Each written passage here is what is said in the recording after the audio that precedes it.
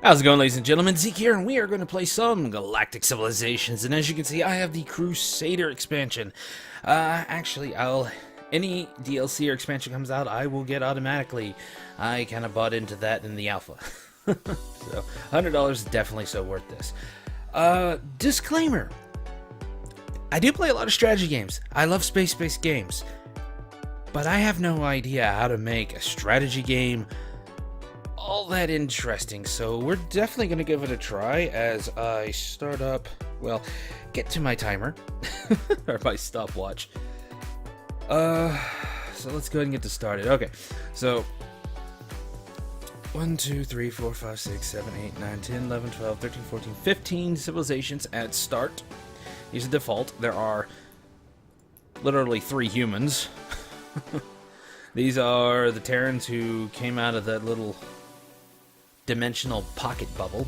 If you ever watched the intro, I could show the intro, but without music, there's no sound for any cinematic, which is rather weird and annoying. I don't know if the sound is safe to play. I'll have to ask the where's the Stardock? I'll have to ask the people of Stardock if the music is safe. But I'm taking the safe approach. You have the United Earth. These are basically us on Earth, trapped behind a precursor shield that is both our defense and our prison, protecting us from these douchebags who want to enslave us and then quite literally eat us. And then they enslave and eat everyone. Then you have the Terran Resistance. These guys were not in that pocket dimension like these guys, and they were not in the shield bubble like these guys. They escaped to the fringes of the outer rims and just did anything and everything to survive. So they're really interesting. The other races they added are these two. These are actually silicoids, as you can tell by silicon-based life. I think they're made like of stone or rocks or whatever. Some kind of weird minerals.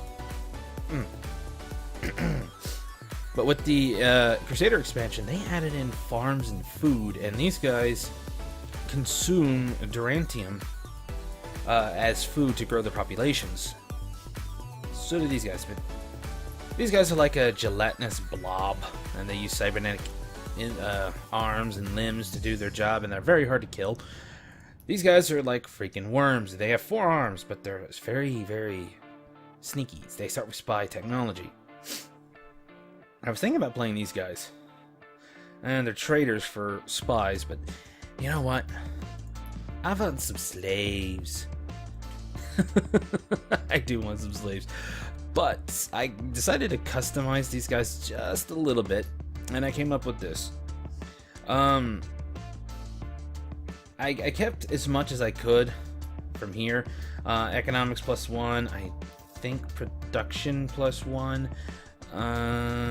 I kept the discontent, kept the militant, which better ship production.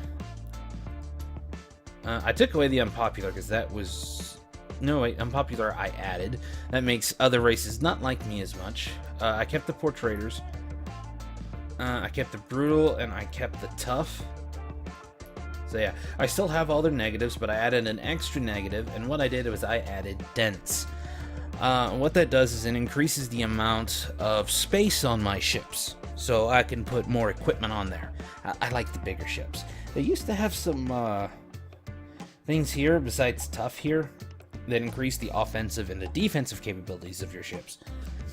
Those are fun to run with dense on. As you can see, I've got a whole bunch of others. We're actually not going to have all of them on. We're not going to have these guys on, and we're not going to have the default dragon on. If you're curious why these guys look so dragon, they're actually a sect of the dragon, but the one thing they differ is they don't want anybody as slaves or food. They just want to kill everyone. Only dragons survive. And these guys say, no. We want food. We want slaves. The Greys are invading. The Greys are invaded. Let's see. Some of the extra ones. We got those guys, which look weird. Those look cool. Those look crazy. Millipede. Obviously those. Tentacled guys that are based off the dragon here. I have no idea what these are. Obviously the Greys. Tellar and Technocracy. They look like cyborgs or whatever. The Dark Yor, which is an actual race, much like the Korath here. Then you got the Hisho, the Batam. I'm not even going to attempt that. The Whoever Union, the Aquila, Insectoids, and then the Glorious Overbig Conglomerate. I like some of the names here. Oh yes, these guys are squirrels. They were a minor race from the original game, the Sanathi. Race of pure evil squirrels. In this game, they're finally a major race, and they have the ability to steal your ships, scavengers. Some interesting things have changed since the installation of Crusader is, first off, the tech trees. Used to, each race had their own tech tree. Now it's actually based off some of their abilities, some traits and all that. Let's actually, screw it, copy. La la la la la. Yeah, these will change it. Some of these will change it. These are just bonuses. And these are just basically some things you start with. Survey, colony, constructors, some scouts, and some combat fighters, I guess. Oh, but either way, we are going to be the Dragon Empire, my version for the LP. We're going to go ahead and start. And we're going to do 30 players, which I actually have a total of 31 races minus the LP one. So we're going to turn the original Dragon off and one of the other guys off. Ludicrous can get up to 40, but a few hundred turns into this, the game starts using up almost all of my memory of my RAM, and I've got like 16 gigs. Yeah, not that much, but for gaming, that's more than enough, and it's using up to 16 freaking gigs. After a while, I think there's a memory leak. Oddly enough, not just turning the galaxy size down, but it seems downing the graphics actually reduces the amount of RAM it takes up. But it's either the excessive or the ludicrous uses up default 10 gigabytes of RAM. Just at the start. Freaking crazy. Galaxy options. Go ahead and pause if you want to take a look at it. We're leaving it like this. This is not standard. I did upgrade like black hole frequency from uncommon to occasional. I still don't see them all that much. I don't want them too common. Victory and conditions. I've turned everything off but conquest because I don't care for turn limits. Alliances can happen. A lot of times they put allied victory on with this, but also diplomacy victory at the same time with alliance. So I always turn that off. Ascension, grab enough ascension crystals, research, get the technological breakthrough before everyone else. Influence, I don't even know, but I don't like all those other ways.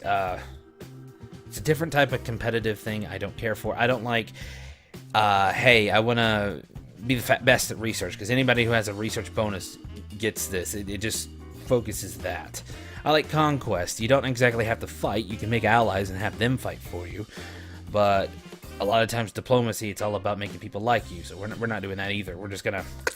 Hopefully there's an alliance victory on. So if we make some friends and alliances, they will win the game for us. If I can't keep up. Hold on. What is the difficulty on? Oh, customized gameplay. Galaxy difficulty is on normal. I think gifted is when they start getting bonuses.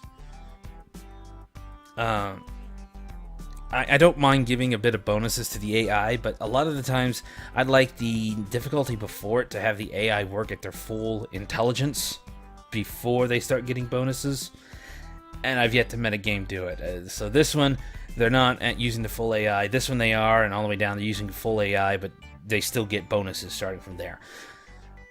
It has been a long time since I actually sat down and played this. Now, I kind of started playing this on my own not too long ago. Obviously, I got that big map. But... oh, how to explain it? My weakness explaining. But, I really need to relearn this game. I haven't played this since... shit. I think the first expansion was the last time I actually started playing this thing, and I really didn't get that far into it. I would play the campaign, but at the moment the campaign is bugged. It doesn't seem like they upgraded the campaigns to work for the new Crusader system and all the changes.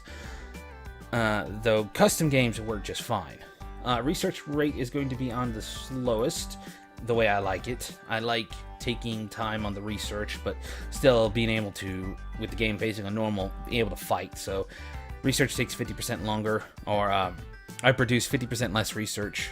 Game pacing is normal, so no bonuses there. Minor civilizations, we're gonna set those to rare. Mega events, we're gonna leave those in rare. That's actually default. Galactic events. Oh. Nah. Okay, so I have no idea what the difference is between these two. Usually none of these are on, but I actually find, at least in the Galactic Civilization 2, which I still have, I'll actually play if anybody wants to see that. That's so far a really good one, even to this one. I do like 3 better, but 2, it's just got that nostalgia feel.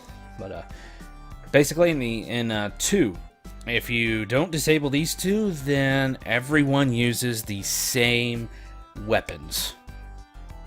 So yeah, I turn those off. Real quick, I put it on tight clusters instead of scattered, loose, or spiral and all that stuff. Spiral is obviously Spiral Galaxy. Loose is the same as tight. It's just they're not as clustered. Basically, it makes clusters. So you got a cluster of stars, cluster of stars, cluster of stars, cluster, just randomly all over the place. And loose makes them spread farther, and tight is closer. So on tight, you generally need a lot of life support, and you need colonies, and you need star bases to expand the reach of your ships. And that's why I like tight. I like to use the tightly clustered. This way, it's not, hey, I'll just pop a planet down here, and then it makes me use star bases a lot more. And this one, you do use them a lot more in comparison to the first game. Galactic Civilization 2. Use them a lot in the second one, but you use them sparingly. At least I did in the second one. Either around my colonies or just to get a single resource unit. So tight. Scattered. No clusters. It's just stars are scattered out randomly. So we're going to do tight. Opponents. Okay, so the original Dragon and Pliny Killes, I don't know, are already out. So 30 races. All on normal. Go ahead and start this off.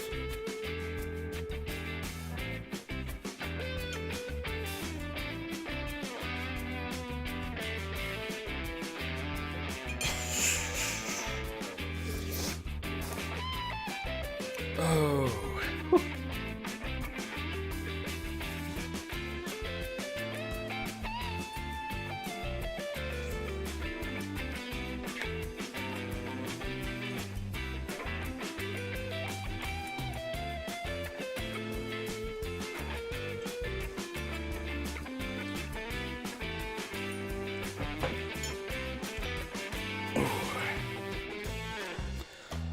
The Dragon are one of the older races in the galaxy, with an internal history rich with conquest and bloodshed.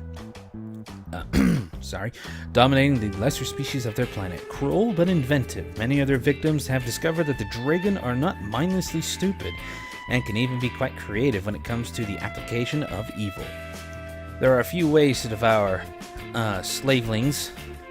There are a few ways to devour a slaveling that the Dragon haven't thought up, though most acknowledge that simple beatings are usually the more economically prudent option. Strengths and weaknesses. Dragon soldiers are savagely effective at ground-based combat, and their naval vessels are famously tough. Their military manufacturing ability is also impressive, but the Dragon colonies do sometimes struggle with discontent. Much of their famous inventiveness is put into stopping slaving revolts. Yeah. I got that snarl. You'll have to forgive me, I've actually been drinking. I'm actually still drinking. Okay, let's zoom out of here.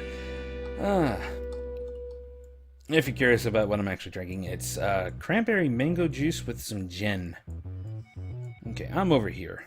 And that's a big cluster. I'm willing to bet there's probably still some people in here. If I would have had the knowledgeable trait, I could see where everybody starts.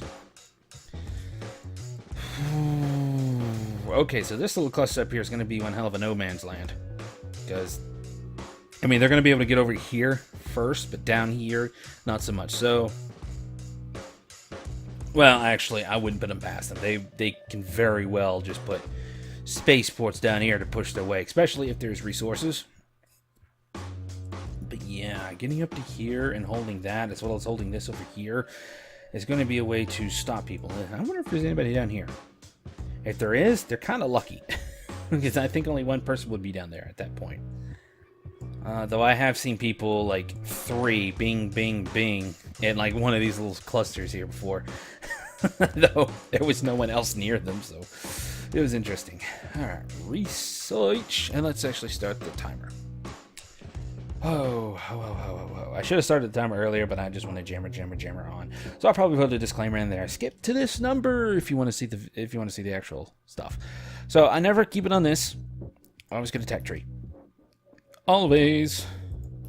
Now, I was saying about tech trees being different for pending the old, it used to be the race, and now it's those traits, but it doesn't change too much.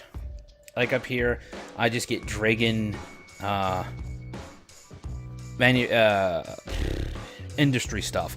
Basically, it increases my population because it's places where all the slaves live. Construction, it's actually stronger than everybody else's because by 2% here. Everybody else is like starts at all construction plus 5. Wait. Work camp. So yeah, 5. Okay, so they get their 5 early, I think, because I don't ever remember getting one until I get either here or up here on some of the other guys. At least on my last one, I was tearing. Well, the resistance, the one that is not behind the shield, had the wander on the outer rim. But yeah, they also give morale, which is really good because these guys have low morale bonuses. Down here, you'll find all your diplomacy stuff, your commerce, your economics, your tourism, and I have no idea. Precursor stuff. If you're wondering what all these are, you have Age of Expansion, Age of War, and Age of Ascension. Right now I can only do Age of Expansion. Once I research 12 technologies, then I can start researching anything in Age of War. Once I get 100 technologies, not counting the original 12, I hop over to here. And there's actually these over here, which I think you have to get a total, not including all those, I'm not 100%, 180 technologies just to be able to go over here. And this is considered Age of Ascension, even though it doesn't say it here. Oh, let's see. Usually I try to get the commerce first, because I start running out of money really... Oh, wow. Artificial gravity? Where be you? Okay, you're here. That gives me extra move and hyperspace project. Okay, so this is a galactic achievement. Increases the movement speed of our ships by 1. And it gives 2 to research to anything adjacent to it. That would actually be something great to get. Oh, 25 turns. Do I have research? Data center. 1 per planet. Okay. Okay, that's good. You got 1 per planet, you have 1 per player, and then you have 1 per galaxy. So basically, planetary level, faction level, and then galactic level.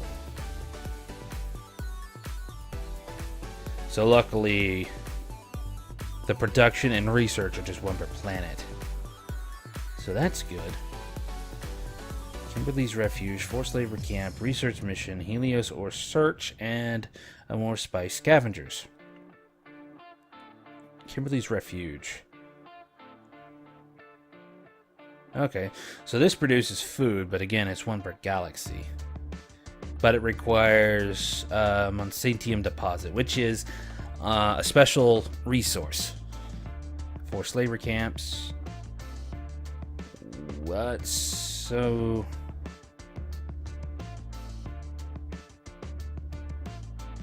both give 5%.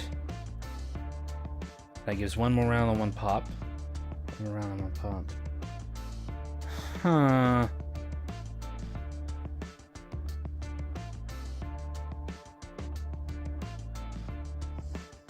I don't know.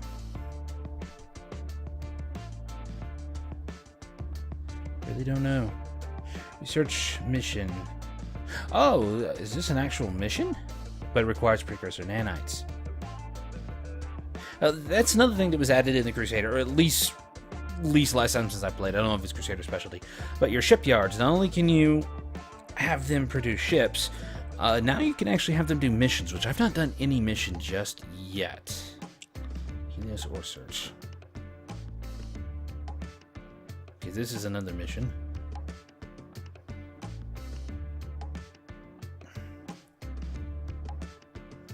And that's another mission.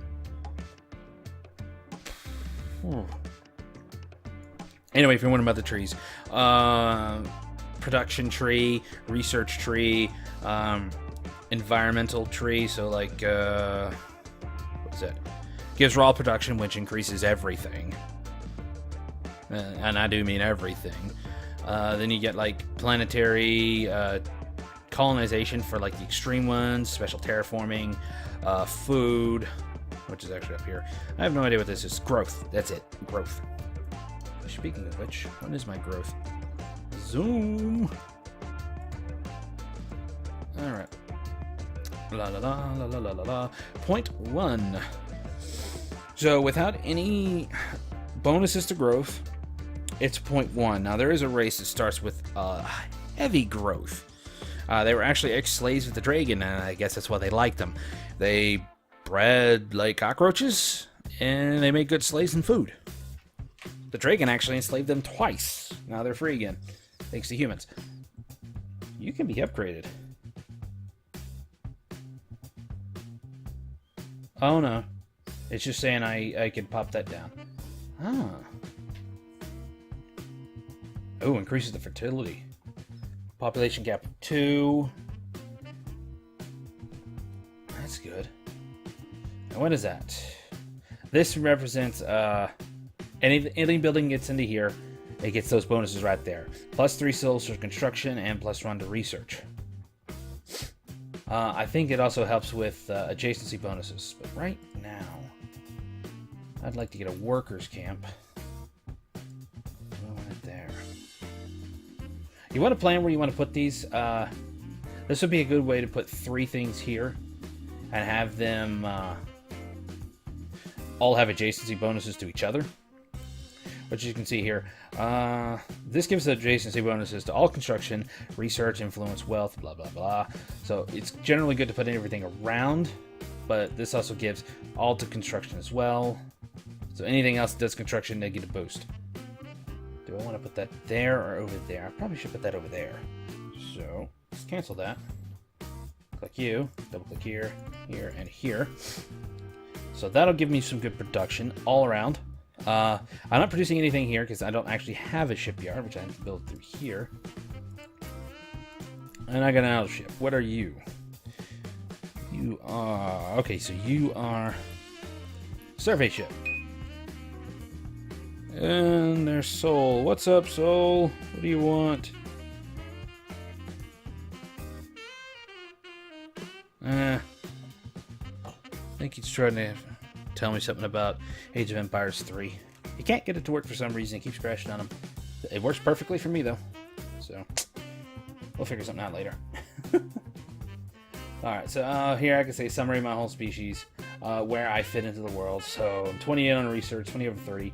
I think this is because of my boost. Yeah. Planets. Ooh, planet. Homeworld. Homeworld 3. I wish they make a Homeworld 3. But really what that is right there. So, wow, my son's enabled Homeworld. I can rename stars. I can rename planets. That's class 5, barely habitable. Class 6. But that doesn't mean you don't want to put something down on there. And I'll show you about that later. But for now, I don't want to research universals. UT. Let's get you. 25 coins. So keep it on planets. This way I can see what how long it takes my homeworld to do stuff. Let's go ahead and turn. I got all kinds of things here to activate, but right now I'm not going to get anything. Okay, so what that is Promethium. I'm assuming that's a gas giant, but it's full of Promethium gas, which is a resource. But like I said, we can't do anything about it right now, as we don't have... Ooh, size 10. And it has Promethium on it. And as you see here, that's thallium. So if I can get a station... Let's see. 1, 2, 3, 4, 5, 6... And then 1, 2, 3, 4, 5. Yeah, that should be within its range. It's basically the center, which I called 6, and then 5 in all directions. And anything within that gets affected by its abilities, and this ability would be mining, so we get stuff from those. But I wouldn't mind this planet. I'd have to actually colonize it since it's on the planet. So that'd be a good plan to colonize later. La la la.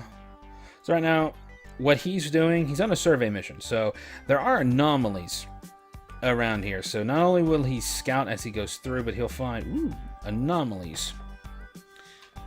Oh, that's at size 12. Oh, real quick.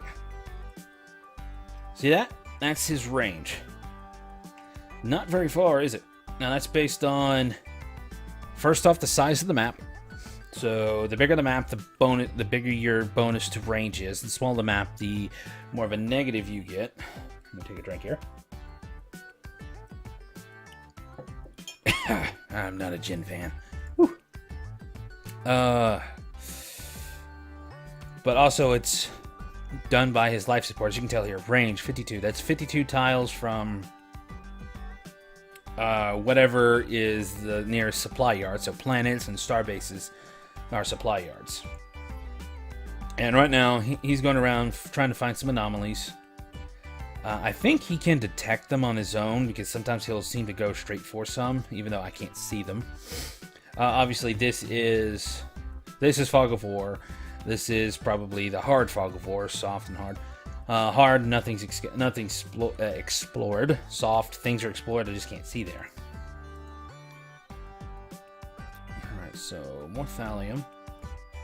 And they redid the way you get First Citizen. Here's something new. It seems like every 10 turns you get a citizen. Now, I've been told that after 50 citizens, you're maxed out. I don't know how true that is. But as you can see here, I got something called administration. Ooh, sorry. No, I did not take a drink. It seems like certain ships, stations, and a few other things cost administration, and you need more administrators, or even certain tech that gives administration to hold all those. Let me show you my tech. What I mean by tech doing that. Be under governance. Come around trade license. Where would it be? Right here. So some of these techs, the circle ones, you get to choose between one of these three. So I can either get a diplomacy bonus +1. That means I get liked a bit more. And if I got like a lot of negatives, this just makes them to where they don't hate me as much. My influence growth is my borders, or I can get a flat bonus of 3 administers, which would give me a 3 here. At least I think it would give me 3 here. I've actually not typed that tech before. Okay, good. 14 seconds remaining. Citizens. Slave Master. That's something special for this race. You can unlock more as you go through the tech, but like I said, Administrator would give 5 points to administrations. Eventually, you can put them on survey ships, colonies, and starbase. Wow, you need for colonies. Some of these you can put on planets. Like Worker. If he's not on a planet, your entire faction gets 3% boost for every planet. But if you put him on a planet, that planet gets a 30% boost instead. But this one is social construction. So, social construction is the planet's production for buildings, whereas military or manufacturing stuff is all your space-based stuff. Only are useful on planets, but can boost both ship and social construction. That is awesome. And then scientists, which we're gonna take because we need science. Science is the lifeblood. Ooh, 2 represent each other. Like I was saying before I got the citizen, they changed the way resources work. Used to, they give like 2, 4, 6 just for having 1, but it would stay that way throughout the entire game. Think Civ 6. 5. Think Civ 5. I've not played 6 yet. I don't think I'm going to play 6 after some of the changes they've made. I don't think I like it. So, put you there. And then you're just going to make a research. Basically, it costs 200, but as soon as it's done, I get 50 research instantly. And since I don't have anything else to build with... Oh, wait. Okay, shipyard's right there. Which will actually build me a shipyard. But now they provide these resources. They provide over time. But based on your research... Or not research, but... your... Yeah, research. How far you've done in research... you can put more modules on your star bases, which will give you more per turn. So at the start, each one of these will only give me 0.1 per turn. So having a lot of them is actually needed. But after a while, like the first update gives me a bonus of 0.2. So the total would be a 0.3 per one of these. So it does start stacking up, but this is a big map, so it's going to take a long time. So I'm going to be able to build up a lot of these. Whew! I put a starbase right there and get 3 thallium. Thulium. Yes, thallium. Get another researcher. And if you want to put them on the world, you go to the world. I think they're all stationed on your capital, but they do everything. And you can hit add citizen here. I don't know what the limit you can have down is. So if you get like a research world, you put like every freaking research scientist on that world, and you're just going to get a ton of research. Let's see what else. I don't remember all I was talking about. Oh yeah, but if you have multiple planets and you like send them over to say right there, let's say that's just really good for research. This is all I got right now. They actually have to travel from here to here, and you cannot build their ships. So I don't know if it uses your best FTL drive or not. Shipyard's done. No. Alright, shipyard's right here. So the shipyard actually has a range. And anything within that range is considered where this shipyard can draw from if it's pulling legions to make troop transport ships or colony ships it can draw population from. So these two here, if I had that colonized, it could draw population from both of these. which actually comes in handy. And it'll draw them based off what has more. So this will probably have a lot more, and say this is full on 4, which is the default without any bonus to cities. And this can hold, wow, 25. I think that's because of you. Oh, it's because of these guys, that's right. 2 population at level 2. So 1 each. So these are giving like 2 apiece. Wow. That's quite a bit. It also giving morale. So yeah, worker camp +3. Darn, only the population cap is affected. I actually think these are given +3. So level 2, they give everything at level 2 is a bonus to what level 1 does, or the basic base stats up there. So all are given like 7% bonus to construction, 3 population, and 1 morale. Kind of wish these guys get a bonus morale on their levels, but so yeah, it can pull from these 2 if I had that there. But I can also go here to edit sponsors, and there is a range penalty. As you can see, the distance decay. If it gets too far, it starts decaying, and you get less of what their maximum have. You get a percentage less to what you can eventually. Like say it's one of the planets sending 10, but it's got like a 30% reduction. I'm only getting 7. There are some things you can get. I can also unanchor it and move it, which I'm actually going to do. You know what? No, let's keep it anchored. Always click this button, because you're not going to be building ships constantly due to funds. Making +2. Blah, blah, blah. Missiles. Thug. What are you? Okay, so you're a survey. I don't have a scout, do I? Oh, you're the scout. The worms.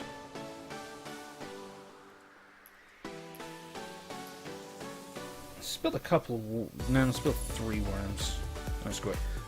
5. They won't have as big of range as this bad boy, but they'll have enough range to help scout out here. You know what? Let's actually anchor manage. Let's build 2 for now. No.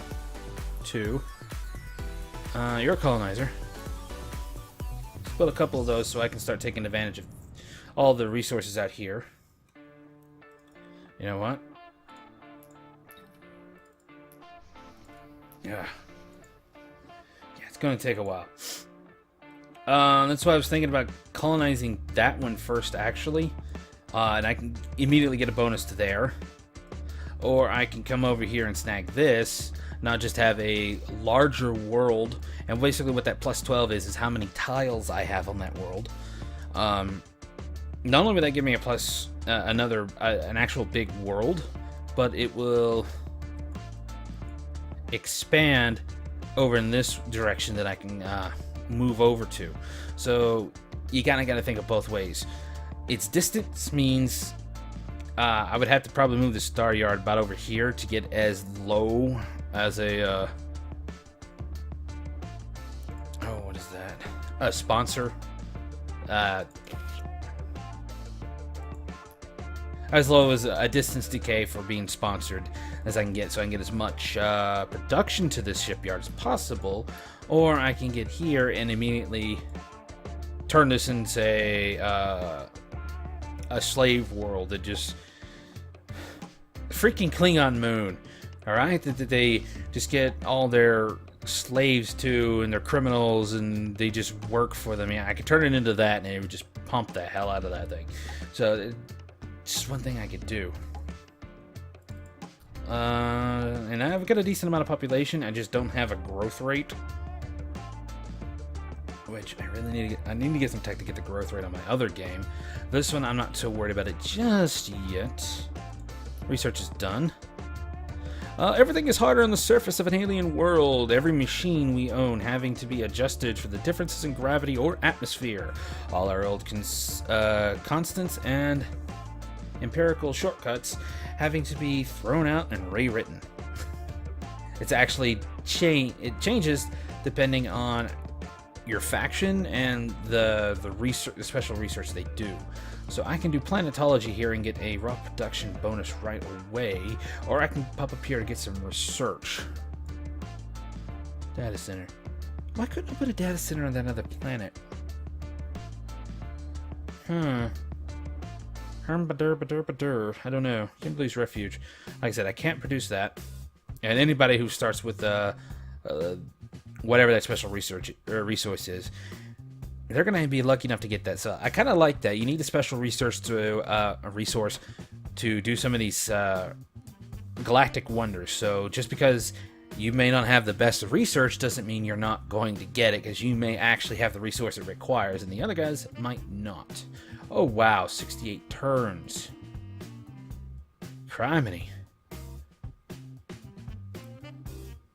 Though I do like one thing about their slave camps. It doesn't seem like these guys' slave camps, because they're ran by slaves, cost maintenance. So that's always good. So let's get that. If anything, for the raw production. The city, which gives me 16 population. It costs 2 food though, so I need to. Which I got Xeno. I can make farms right here. So discover nearby habitable planet upon completion. That costs delirium, which I don't have. I don't really, unless it just creates a planet out of nowhere. I don't actually see the benefit of that. Though I've never researched it, so I don't know. Or I never built it, so I don't know. Okay, we're hitting about 25 minutes of actual game time. So what I'm probably going to do is I'm going to play as long as I can. Because I can spend hours in this game. It just takes that long, for one. But it's fun for me. So I have an idle ship right here. I click that and immediately select one of my idle ships. But I'm going to tell him to... screw auto explore, because a lot of times they'll just start exploring the black, which is deep space, instead of going to all these freaking stars, which might not be a bad thing, because in the black or starless space doesn't always have nothing in it. There could be black holes up there, nebulas full of certain resources, which are only found in nebulas, asteroid fields. You never know what's there, so at least have 1 or 2 going around to the stars and just scouting them, while the rest of them pretty much just are on auto. This way they're doing whatever. But anyway, as I was saying about how I'm going to do these recordings, like I said, I'll probably just continue this and go for an hour, maybe 2, and just bust them up later into 30-minute segments. I have no idea how this is going to work. So another scientist.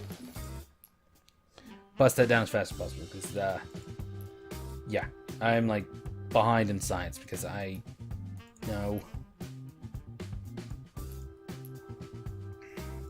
I'm supposed to have, like, a data center or something, but I don't know where it's at.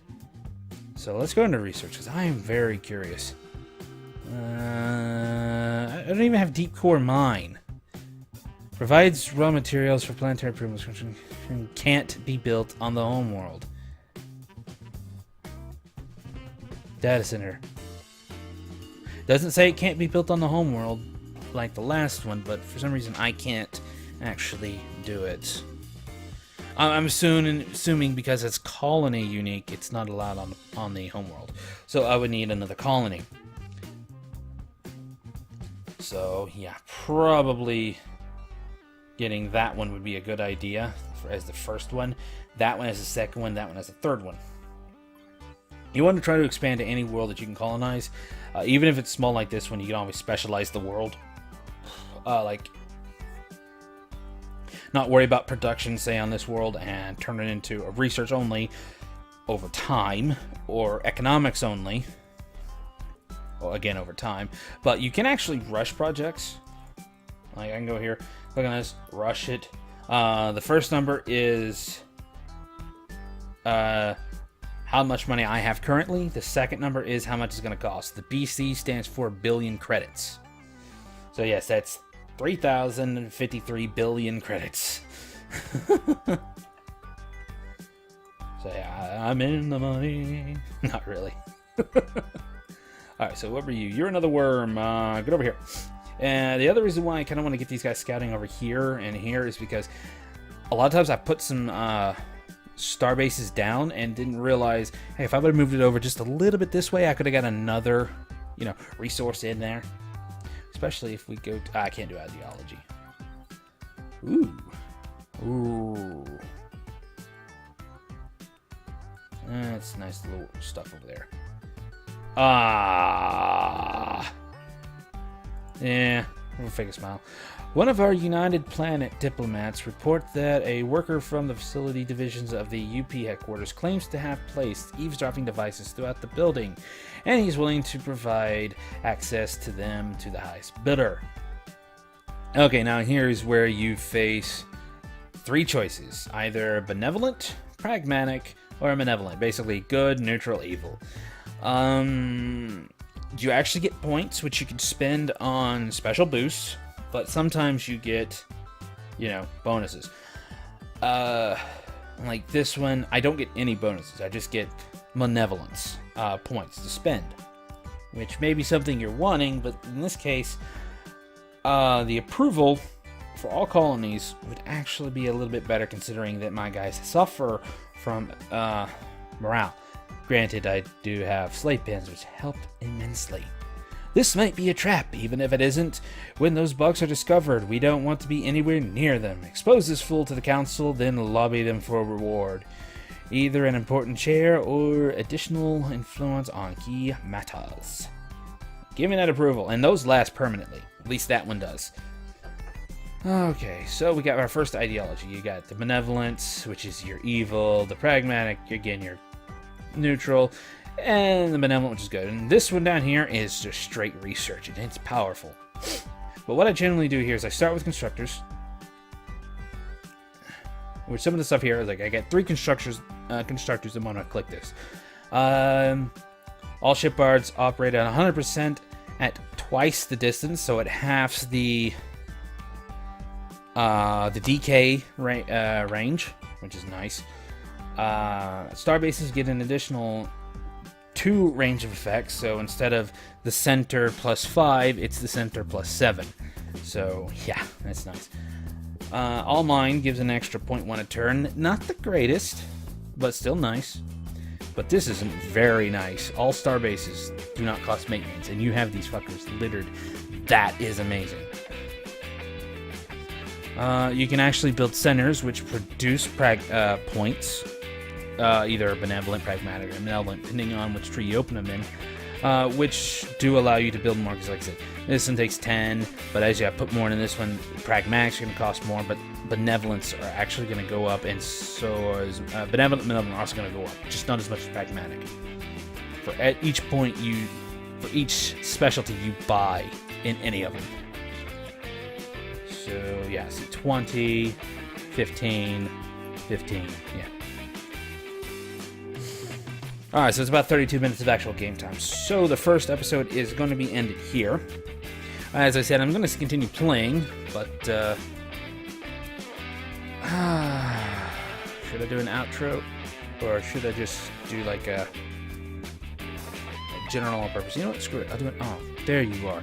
You little soon to be conquered slaveling foodling. I don't know anymore. Before I enter in this game, they're actually not allowed to pass through my territory, but they can. Not just through open borders, but if anybody's ever played the original Civilization 3, you used to be able to go through people's territories, and then they start complaining after you. If they complain at you so much, it's like leave or it's war, then you're instantly kicked out. It's the same way with this game. They're not supposed to enter your territory without permission, but they still can, and you can do the same thing. Again, they're probably going to say, get the hell out, or shit's going to go down. But, yeah, that's it. So, if you enjoyed the episode, think about leaving a like. If you want to see more, go ahead and subscribe. Again, I'm going to continue playing, so I don't know when this is going to be up and when the rest are going to be up, but yeah, this will be my first time. Anyways, I will see you guys later.